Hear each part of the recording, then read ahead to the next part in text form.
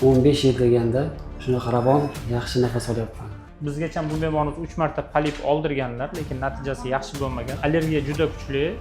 Ya'ni bularda ham astma bor, ham dorilarga, og'riq qoldiruvchi dorilarga allergiya bor. Bemorimizda tayyorgarlik ko'rib operatsiyaga oldik, ya'ni o'zlari biladilar. Bemorimiz bizga Qoraqalpog'iston Respublikasidan 10 kun avval murojaat qilib keldilar. Ularni ko'rganimizda asosiy shikoyatlari burundan yaxshi nafas ola olmaslik va hid bilish yo'qolishi bilan murojaat qilib keldilar. Ko'rganimizda barcha burun yondosh bo'shliqlarida polipozniy hosila aniqlandi. Bizgacha bu bemorimiz 3 marta polip oldirganlar, lekin natijasi yaxshi bo'lmagan. Bemorimizda pulfe samolyotni o'tkazdik, ya'ni barcha burun yondosh bo'shliqlarini endoskopik usulda ochib tozaladik.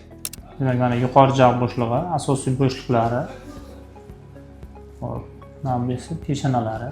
Bemorimizda xudo xolasa ancha yaxshi 10 kunlik natija, mana shilla qavatlar sekin o'zini holatiga qaytmoqda. Barcha bo'shliqlar ochiq turibdi. Shu kungacha to'liq nafas ola olmasdim burnimda. Umuman hid bilmasdim. Boshda og'riq bo'lardi.